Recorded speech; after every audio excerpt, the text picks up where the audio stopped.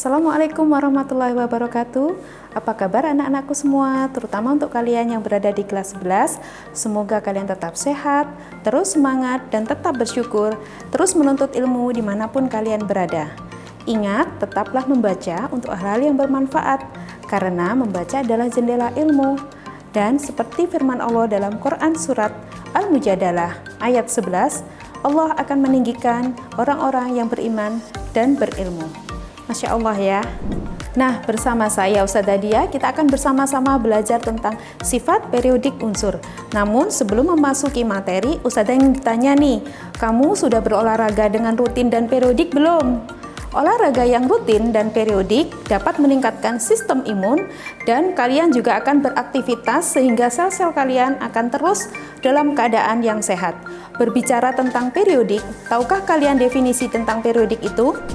Periodik menurut Kamus Besar Bahasa Indonesia adalah berkala atau sifat yang terjadi secara berulang.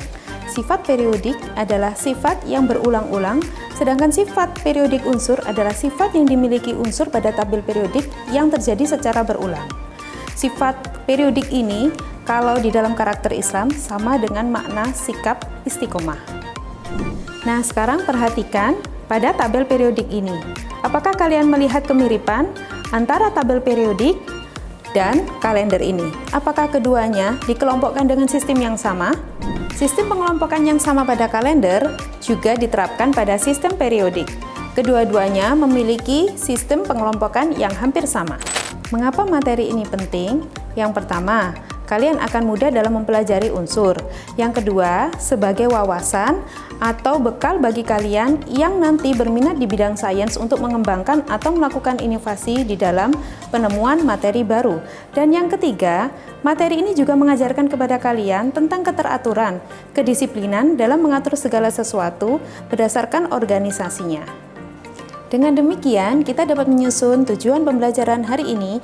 Yang pertama yaitu mempelajari tentang keteraturan sifat periodik berdasarkan golongannya. Yang kedua, mempelajari keteraturan sifat periodik berdasarkan periodenya. Dan yang ketiga, mengaitkan sifat periodik dengan manfaatnya dalam kehidupan sehari-hari. Nah, sekarang kita masuk pada materi ya. Mari kita bahas unsur-unsur yang terletak pada satu golongan yang sama, yaitu unsur natrium dengan nomor 11 dan unsur kalium dengan nomor atom 19. Keduanya terletak pada golongan yang sama, yaitu golongan 1A. Konfigurasi elektron natrium 281 dan konfigurasi elektron dari kalium 2881. Bila keduanya disusun sebagai model atom, maka akan diperoleh hasil seperti ini. Lalu, apa yang kita dapatkan dari hasil analisis konfigurasi elektron kedua unsur? Dari konfigurasi elektron kedua unsur, nampak bahwa kalium memiliki jari-jari yang lebih panjang daripada natrium. Apakah itu jari-jari? Jari-jari adalah jarak dari inti atom menuju ke elektron terluar. Nah, coba kalian perhatikan elektron terluar pada natrium dan juga kalium. Apakah yang nampak pada keduanya? Benar, keduanya sama-sama memiliki satu elektron pada kulit terluarnya. Dan itulah yang menyebabkan keduanya diletakkan pada golongan yang sama, yaitu golongan 1A. Maka dapat disimpulkan bahwa pada unsur-unsur segolongan, yaitu golongan 1A, jari-jari dari atas ke bawah semakin panjang seiring dengan bertambahnya nomor atom. Nah, sekarang mari kita lakukan analisis pada unsur-unsur yang terletak pada periode yang sama. Kita ambil contoh, yaitu unsur aluminium dan unsur silikon yang sama-sama terletak pada periode ketiga. Konfigurasi elektron unsur aluminium dengan nomor 13 adalah 283, sedangkan konfigurasi elektron unsur silikon dengan nomor 14 adalah 284. Yang keduanya bila digambarkan dalam model atom menghasilkan gambar seperti ini. Nah, informasi apa yang bisa kita dapatkan dari konfigurasi elektron dan model atom kedua unsur, baik aluminium maupun silikon?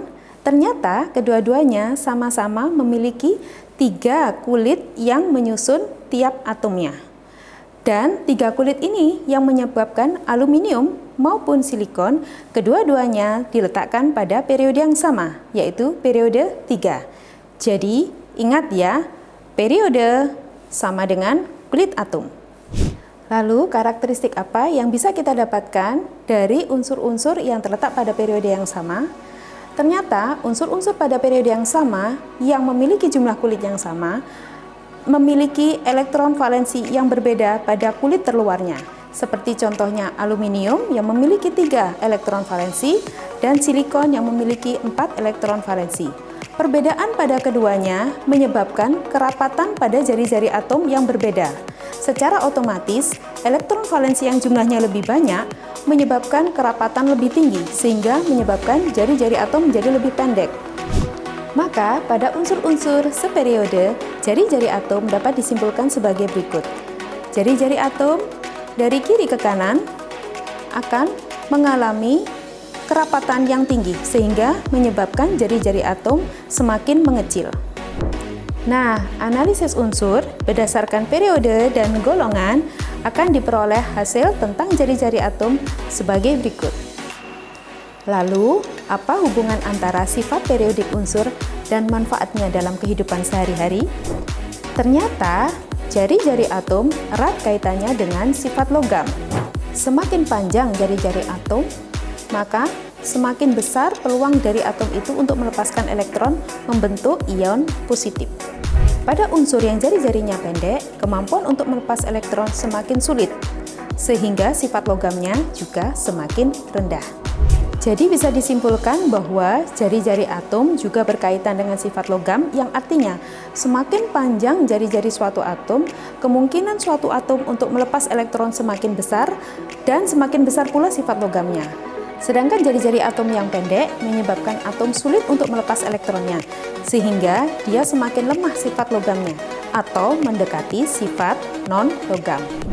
Nah, dengan mengetahui sifat dari setiap atom, maka kita bisa mengetahui manfaatnya dalam kehidupan sehari-hari. Misalnya saja, unsur yang bersifat logam. Unsur yang bersifat logam ini cenderung dimanfaatkan untuk barang-barang atau perangkat yang bersifat konduktor atau penghantar listrik. Contohnya seperti ini.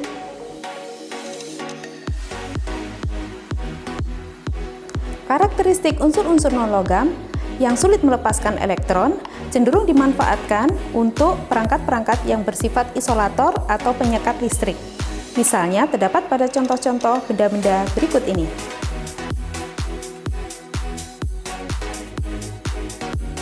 Nah, demikian penjelasan saya tentang sifat periodik unsur dan kaitannya dengan manfaatnya dalam kehidupan sehari-hari. Bagi kalian yang ingin mendapatkan materi ajar dalam bentuk PPT, silahkan download di link ini ya. Semoga materi ini bermanfaat. Sampai jumpa pada pembahasan berikutnya. Stay healthy, keep learning, and don't forget, make your experience as the best teacher in your life. Wassalamualaikum warahmatullahi wabarakatuh.